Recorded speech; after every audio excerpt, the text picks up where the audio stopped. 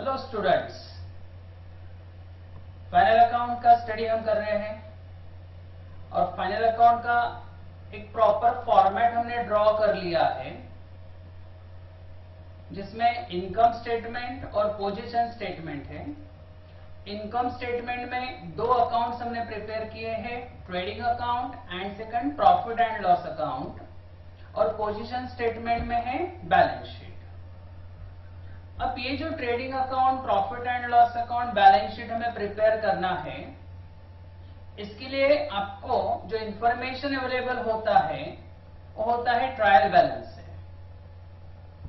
Trial balance में जो भी अवेलेबल है ये आपको एक तो trading account, profit and loss account या फिर बैलेंस शीट, इन तीनों में से कोई भी एक ही प्लेस पे आपको पोस्ट करना है।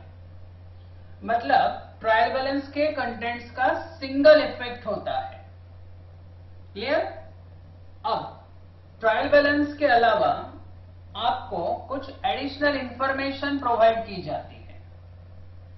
अब ये जो इंफॉर्मेशन है ये ट्रायल बैलेंस में रिकॉर्ड नहीं है, मतलब अभी तक रिकॉर्ड नहीं हुआ है, इसके लिए ट्रायल बैलेंस में नहीं है।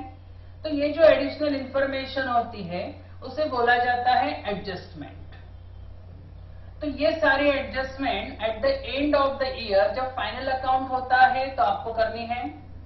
तो ये जो एडजस्टमेंट है ये फिलहाल ट्रायल बैलेंस में रिकॉर्ड नहीं है, तो इसे आपको ट्रायल बैलेंस में रिकॉर्ड करना है, बट ट्रायल बैलेंस में नहीं करना है।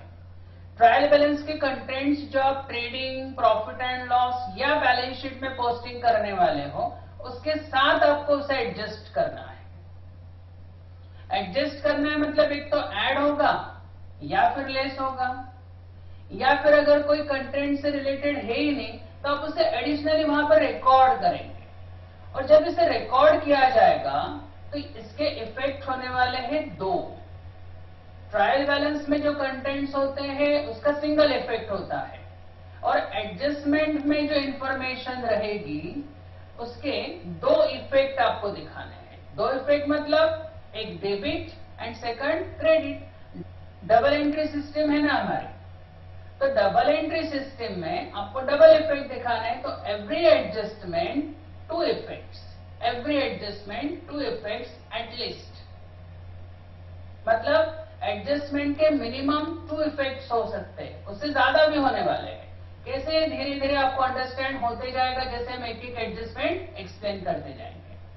क्लियर? तो यहां पर एडजस्टमेंट के कंपलसरी आपको कितने इफेक्ट दिखाने हैं? 2, एक debit and second credit.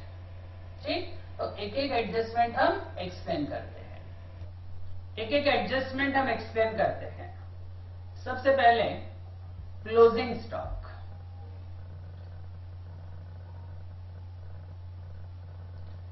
Closing stock ये आपके एवरी क्वेश्चन में रहेगा। तो क्लोजिंग स्टॉक एडजस्टमेंट अगर है तो उसके इफेक्ट कितने दिखाने आपको? 2। क्लोजिंग स्टॉक मतलब ऐसा गुड्स जो आपने परचेज तो किया है बट अभी तक सेल नहीं हुआ है, मतलब अनसोल्ड गुड्स जो अभी तक सेल नहीं हुआ है। अब क्लोजिंग स्टॉक के रिलेटेड टू गुड्स है, और गुड्स से रिलेटेड सारे ट्रांजैक्शंस कहां पर रिकॉर्ड किए जाते हैं? ट्रेडिंग अकाउंट में। करेक्ट? तो यहां पर अगर क्लोजिंग स्टॉक है तो उसके इफेक्ट आपको कितने दिखाने हैं? 2। सो फर्स्ट इफेक्ट ये रिलेटेड टू गुड्स है, इसके लिए कहां पर रिकॉर्ड होगा? Trading account. सो ट्रेडिंग अकाउंट क्रेडिट साइड, और जो सेल नहीं हुआ है मतलब हमारे पास है तो इसे बोला जाएगा एसेट। तो इसका सेकंड इफेक्ट लिखा जाएगा बैलेंस शीट की एसेट साइड में। क्लोजिंग स्टॉक का first effect trading account credit side and second effect balance sheet asset side. उसका एक छोटा सा एग्जांपल देखते हैं।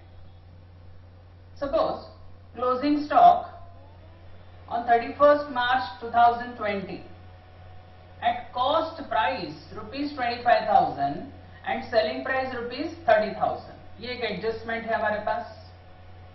ट्रायल बैलेंस के कोई भी कंटेंट में ऐड या लेस नहीं होता है तो ये अलग से आपको प्रेजेंट करना रहेगा। तो क्लोजिंग स्टॉक इसके दो इफेक्ट हमने देखे हैं। First effect trading account credit side and second effect balance sheet asset side. ठीक, देखिए कैसे पुटअप करना है। मतलब इसके दो जगह पे पोस्टिंग होने वाले, एक ट्रेडिंग अकाउंट में और दूसरा बैलेंस शीट में। सो क्लोजिंग स्टॉक का first effect trading account credit side by closing stock. अब अमाउंट आपके पास दो है, एक कॉस्ट प्राइस है 25,000 एंड सेलिंग प्राइस है 30,000। अगर दोनों अमाउंट अलग अलग है, डेफिनेटली अलग अलग है, तो अगर ऐसी अमाउंट आपके पास अवेलेबल है दो, तो आपको लेनी कौन सी रहेगी? Which ever is less. हमेशा याद रखिए, अगर एडजस्टमेंट में क्लोजिंग स्टॉक की दो अमाउंट्स अवेलेबल है तो आपको रिकॉर्ड कौन सा करना है? विच एवर इज लेस, मतलब जो कम है। तो यहाँ पे 25,000 एक है और सेकंड 30,000 एक है, तो आपके काम का कौन सा रहेगा? जो कम है। मतलब हमारे काम का कौन सा है? 25,000। सो बाय क्लोजिंग स्टॉक 25,000, ये हो गया first effect trading account credit side. और सेकंड के लिए क्या बोला गया था? Balance sheet asset side. So balance sheet में भी पोस्टिंग कर लेते हैं। बैलेंस शीट में ये जाएगा एसेट साइड, बट ये करंट एसेट हेड के नीचे लिखा जाता है। हेड नहीं लिखा करंट एसेट तो भी चलेगा, डायरेक्टली आप एसेट साइड में उसे शो कर सकते हो, बट करंट एसेट होती है, ऐसा आप याद रखिए। क्लोजिंग स्टॉक की शॉर्ट टर्म में कैश में कन्वर्ट हो जाएगा, मतलब जो बचा हुआ गुड्स है, अनसोल्ड है, मतलब क्लोजिंग स्टॉक हो गया, इसे आप तुरंत अगले साल सेल कर देंगे ना विद इन 12 मंथ्स, तो ये कैश में कन्वर्ट हो सकता है, इसके लिए इसे करंट एसेट्स बोला जाता है। So asset side closing stock again same amount 25,000, तो 30,000 का क्या? कुछ भी नहीं, ये कहीं पर भी रिकॉर्ड नहीं होगा। फिलहाल हमें कौन सा लेना है? दोनों अमाउंट में से जो कम है, so whichever is less 25,000। So trading account credit side 25,000 and second effect balance sheet asset side again 25,000। Clear? Next second adjustment, outstanding expenses. Outstanding expenses, ये एक तो ट्रेडिंग अकाउंट में जो एक्सपेंसेस रिकॉर्ड होते हैं उससे रिलेटेड हो सकता है, या फिर प्रॉफिट एंड लॉस की डेबिट में जो एक्सपेंसेस रिकॉर्ड होते हैं उससे रिलेटेड हो सकता है। आउटस्टैंडिंग एक्सपेंसेस, तो उसके भी कितने इफेक्ट? दो। फर्स्ट इफेक्ट, ये जिस एक्सपेंसेस से रिलेटेड होगा, ये सैलरी से रिलेटेड हो सकता है, वेजेस से रिलेटेड हो सकता है, एनी एक्सपेंसेस, जो भी एक्सपेंसेस के बारे में आउटस्टैंडिंग बोला गया होगा, उस पर्टिकुलर एक्सपेंसेस में ये किया जाएगा ऐड। ये एक तो ट्रेडिंग अकाउंट में हो सकता है या फिर प्रॉफिट एंड लॉस में।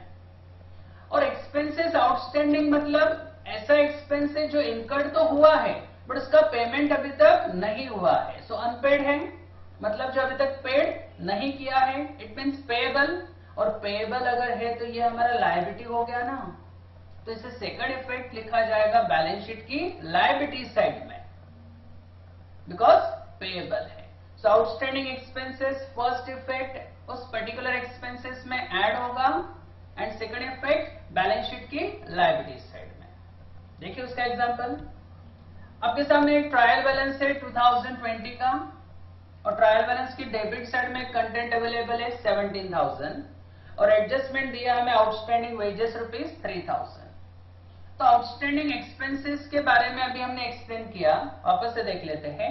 आउटस्टैंडिंग एक्सपेंसेस के दो इफेक्ट हमें कैसे दिखाने हैं? फर्स्ट इफेक्ट ट्रेडिंग अकाउंट में या फिर प्रॉफिट एंड लॉस में जो भी एक्सपेंसेस है उस पर्टिकुलर एक्सपेंसेस में क्या करना है? Add.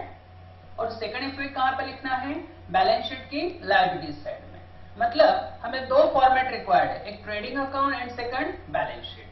So trading account and balance sheet. अब इसका पोस्टिंग कर लेते हैं। आपके ट्रायल बैलेंस में है वेजेस, और वेजेस का रिकॉर्डिंग कहां पर होगा? ऑब्वियसली ट्रेडिंग अकाउंट में, बिकॉज ये फैक्ट्री से रिलेटेड एक्सपेंस है। तो ट्रेडिंग अकाउंट की डेबिट साइड में टू वेजेस 17,000। अब एडजस्टमेंट देखिए, आउटस्टैंडिंग वेजेस ₹3,000, इसके दो इफेक्ट हैं। सो फर्स्ट इफेक्ट उस पर्टिकुलर एक्सपेंसेस में क्या किया जाएगा? ऐड। ये किससे रिलेटेड है? वेजेस से रिलेटेड है, तो उस वेजेस में ये आउटस्टैंडिंग पार्ट क्या होगा? ऐड। सो ऐड आउटस्टैंडिंग। उस 17,000 में ऐड आपको करना है 3,000, दोनों का एडिशन बाहर हो जाएगा 20,000, और ये जो 3,000 है उसका सेकंड इफेक्ट ओनली 3,000 का, बिकॉज एडजस्टमेंट के दो इफेक्ट होते हैं। 3,000 जो अनपेड है, जो अभी तक पे नहीं किया है, मतलब पेएबल है, मतलब लायबिलिटी है, तो लायबिलिटी मतलब बैलेंस शीट में ट्रांसफर होगा, तो सेकंड इफेक्ट आएगा बैलेंस शीट की लायबिलिटी साइड में, और ये लायबिलिटी शॉर्ट टर्म में पे होती है तो इसे करंट लायबिलिटीज के नीचे लिखा जाएगा। करंट लायबिलिटीज मतलब short term liabilities. So current liabilities के नीचे आउटस्टैंडिंग वेजेस अमाउंट है 3,000। एडजस्टमेंट में जो 3,000 है उसके डबल इफेक्ट होते हैं, उस वेजेस में हमने ऐड किया, और सेकंड इफेक्ट बैलेंस शीट की लायबिलिटी साइड में लिखा है। Clear? Next, now third adjustment, prepaid expenses.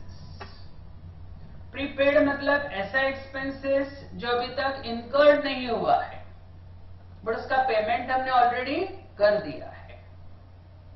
Advance में पेमेंट होता है, जैसे कि कोई किसी पर्सन को हमने जनवरी का सैलरी दिया और साथ में हमने फरवरी का भी सैलरी उसे एडवांस में दे दिया, जबकि फरवरी का उसने काम किया ही नहीं अभी तक, तो उसे प्रीपेड सैलरी बोला जाएगा, एडवांस सैलरी। ठीक, प्रीपेड मतलब एडवांस में दिया हुआ एक्सपेंसेस। ठीक, पेमेंट हो गया है बट अभी तक हमारा काम नहीं हुआ है, तो उसे एडवांस पेमेंट बोला जाएगा। तो प्रीपेड के भी इफेक्ट कितने होंगे? Definitely 2, because every adjustment at least 2 effects होते हैं। सो फर्स्ट इफेक्ट, अगर कोई एक्सपेंसेस हुआ ही नहीं है फिर भी उसका पेमेंट हमने कर दिया है, सो डेफिनेटली ये एक्सपेंसेस इस साल का नहीं है, नेक्स्ट ईयर का होगा, बट पेमेंट हमने अभी कर दिया है। जैसे 12 मंथ्स की सैलरी हमने 12,000 रुपीज के हिसाब से 12 मंथ्स का कितना होगा? 12,000, बट सैलरी अगर हमने 13,000 दिया है, इसका मतलब हमने 13 मंथ्स का पेमेंट किया है, 13 महीने का, बट 12 महीने का तो अकाउंटिंग होता है ना। इट मीन्स हमने 1 मंथ का सैलरी उसे क्या किया है? एडवांस में दिया है, जो इस साल का नहीं है। अगर वो इस साल का नहीं है तो इस साल के अकाउंटिंग में नहीं दिखना चाहिए। अगर नहीं दिखना है तो डेफिनेटली उस सैलरी 1,000 रुपीज को हम क्या कर देंगे? सैलरी में से लेस, बिकॉज ये इस साल का नहीं है। सो प्रीपेड का फर्स्ट इफेक्ट उस पर्टिकुलर एक्सपेंसेस में क्या होगा? लेस। ये एक्सपेंसेस एक तो ट्रेडिंग अकाउंट का हो सकता है या फिर प्रॉफिट एंड लॉस का हो सकता है, और प्रीपेड मतलब एडवांस में दिया हुआ एक्सपेंसेस, तो इसका सेकंड इफेक्ट आता है बैलेंस शीट की एसेट साइड में।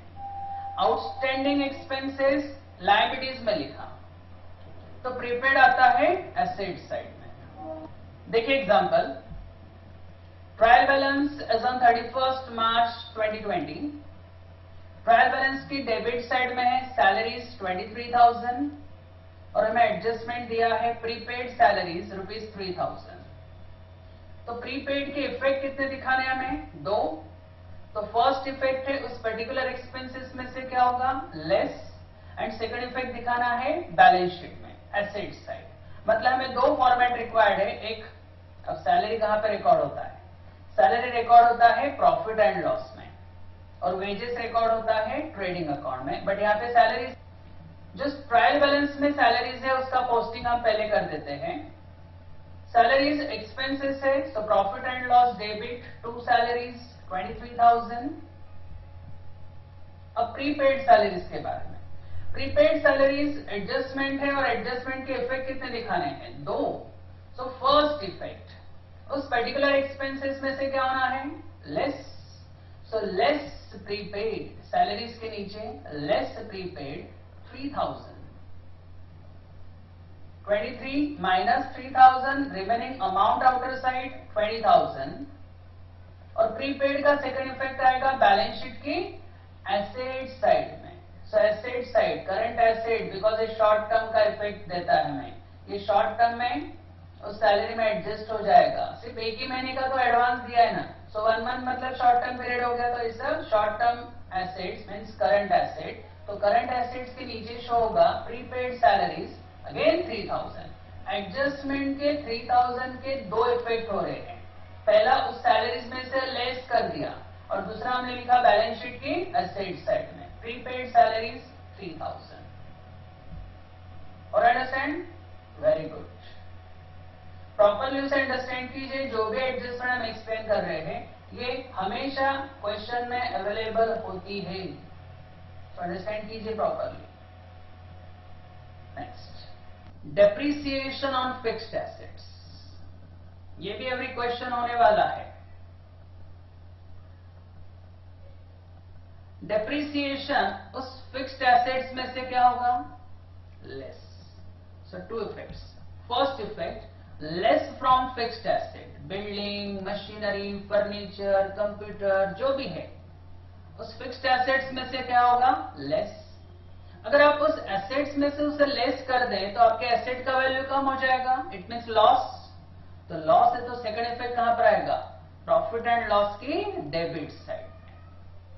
सो फर्स्ट इफेक्ट उस एसेट में से क्या होगा? Less, and second effect loss है, इसके लिए रिकॉर्ड किया जाएगा प्रॉफिट एंड लॉस की डेबिट साइड में। एक छोटा सा एग्जांपल देख लेते हैं उसका। ट्रायल बैलेंस अवेलेबल है 31 मार्च 2020 का। ट्रायल बैलेंस में है बिल्डिंग 80,000, सैलरीज 20,000 और एडजस्टमेंट दिया है depreciate fixed asset eight 10% per annum. ठीक, अभी हमने डेप्रिसिएशन का एडजस्टमेंट देखा था, एक बार वापस देख लेते हैं। डेप्रिसिएशन ऑन फिक्स्ड एसेट के दो इफेक्ट हैं। फर्स्ट, उस पर्टिकुलर फिक्स्ड एसेट में से क्या होगा? Less, and second effect profit and loss की डेबिट साइड में। बैलेंस शीट, फिक्स्ड एसेट कहां पे रिकॉर्ड होगा? बैलेंस शीट, और प्रॉफिट एंड लॉस दो लगने वाले हैं, so profit and loss account and balance sheet. यहां पे हमेशा डेट लिखा जा रहा है, profit and loss account for the year end date, balance sheet as on. जो ट्रायल बैलेंस में डेट होता है उसे आपको यहां पर रिकॉर्ड करना है। पहले ट्रायल बैलेंस में जो कंटेंट्स है उसका पोस्टिंग कर लेते हैं। बिल्डिंग, ये लॉन्ग टर्म के लिए यूज होता है, इट्स मीन्स फिक्स्ड एसेट, तो ये ट्रांसफर होगा बैलेंस शीट की एसेट साइड में। फिक्स्ड एसेट्स पहले हेड आएगा, उसके नीचे लिखा जाएगा building, amount 80,000। Salaries, salaries record होगा प्रॉफिट एंड लॉस की डेबिट साइड में, 2 सैलरीज 20,000। अब adjustment, depreciate fixed asset eight 10% per annum.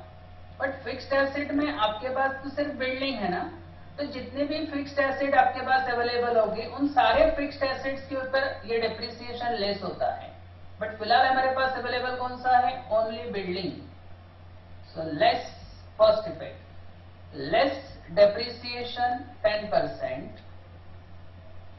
80,000 में से क्या होगा? 10%। फाइंड आउट कर लेते पहले। 80,000 का 10% 8,000। ये 80,000 में से क्या होगा? लेस, और माइनस करके बाहर लिख दो रिमेनिंग अमाउंट 72,000। पहले बिल्डिंग का वैल्यू 80,000 था, अब कितना हो गया? 72,000। मतलब 8,000 से वैल्यू डिक्रीज हो गया है। ये बिजनेस का क्या हो गया? लॉस। सो लॉस ट्रांसफर होगा प्रॉफिट एंड लॉस अकाउंट की डेबिट साइड में। Second effect, profit and loss debit to depreciation on building 8,000। अगर और कोई फिक्स्ड एसेट होती तो उसके ऊपर भी 10% लेस करते थे और उसका भी सेकंड इफेक्ट कहां पे लिखते थे? प्रॉफिट एंड लॉस अकाउंट की डेबिट साइड में। Alright, clear? Good. Next, bad debts, RDD, discount on debtors. एक साथ 3 एडजस्टमेंट आ गई। Bad debts, RDD, reserve for doubtful debts, and discount on debtors.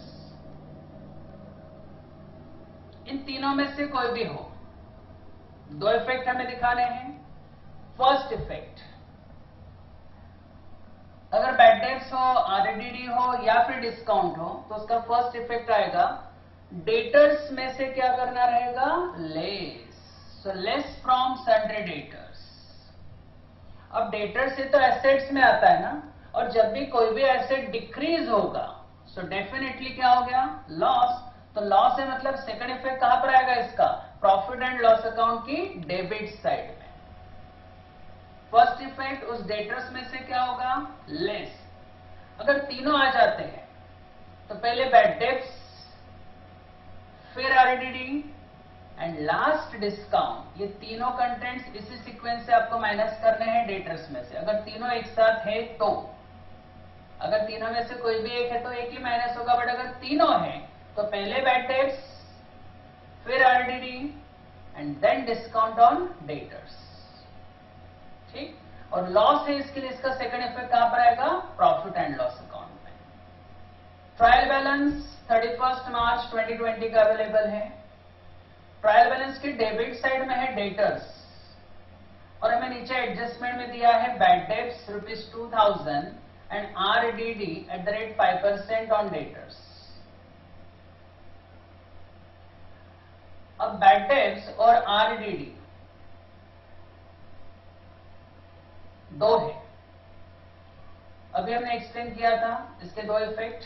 First, debtors में से क्या होगा? लेस, और सेकंड इफेक्ट कहां पे दिखाना है? प्रॉफिट एंड लॉस की डेबिट साइड। मतलब बैलेंस शीट और प्रॉफिट एंड लॉस दो रिक्वायर्ड है यहां पर। सो ट्रेडिंग अकाउंट तो यहां पे जरूरत नहीं है, profit and loss account and balance sheet. आपकी ट्रायल बैलेंस में डेटर्स है, और डेटर्स कहां पे लिखा जाता है? Balance sheet, asset side. और ये कौन से एसेट्स होती हैं? करंट एसेट, मतलब ये शॉर्ट टर्म में कैश में कन्वर्ट होता है, इसके लिए उसे क्या बोला जाता है? Current asset. तो करंट एसेट्स के नीचे डेटर्स अमाउंट 80,000 जो ट्रायल बैलेंस में अवेलेबल है उसे हमने यहाँ पे लिख दिया। अब एडजस्टमेंट देखते हैं। बैड डेट्स ₹2000 एंड RDD @ 5% बोला है। दो एडजस्टमेंट अवेलेबल है, बैड डेट्स भी है और RDD भी है। अब दोनों में से पहले कौन सा करें? ऑब्वियसली पहले बैड डेट्स, जिसका अमाउंट अवेलेबल होता है हमेशा पहले होने वाला है, सो ऑलवेज बैड डेट्स पहले होगा, और RDD का परसेंटेज है तो उसे बाद में किया जाएगा। फर्स्ट इफेक्ट, उस डेटर्स में से क्या करना है हमें? Less. So less bad debts. Bad debts available है 2000, 80,000 में से 2000 माइनस होगा, अमाउंट अगेन इनर साइड उसी के नीचे लिखा जाएगा, बाहर नहीं लेना है फिलहाल, 78,000। दूसरा भी कर लेते हैं।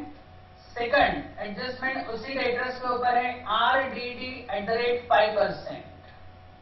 हाँ, अब इसके बाद RDD हमें उसी डेटर्स में से क्या करना है? लेस। अब याद रखिए 5% बैड डेट्स माइनस करने के बाद जो अमाउंट अवेलेबल है उस अमाउंट में से आपको क्या करना है? कैलकुलेट करना है, और लेस भी करना है। तो 78,000 का 5%, 3,900।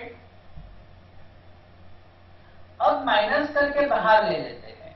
पहले हमने 80,000 में से बैड डेट्स माइनस किया 2,000, रिमेनिंग 78,000। फिर लेस RDD 5% इस 78,000 का 5%, याद रखिए, ये केयरफुली कीजिए। 78,000 का 5%, 3,900, और माइनस करके बाहर 74,100। अंडरस्टूड? ओके, अब डेटर्स की वैल्यू 80,000 थी, अब 74,100 हो गई, डिक्रीज हो गई, और उसके दो रीजन है, one bad debts and second RDD। Value decrease हो गया मतलब लॉस हो गया, लॉस डेफिनेटली कहां पे लिखा जाएगा? Second effect, profit and loss account debit to bad debts. अब ये एडजस्टमेंट का बैड डेट्स है, मतलब ये न्यू बैड डेट्स। कभी कभी ट्रायल बैलेंस में भी बैड डेट्स RDD होता है, तो ये ओल्ड है, ऑलरेडी हो चुका है। तो अभी नया बैड डेट्स हमने जो रिकॉर्ड नहीं था उसे रिकॉर्ड किया है, तो ब्रैकेट में शो कर दिया है न्यू 2000।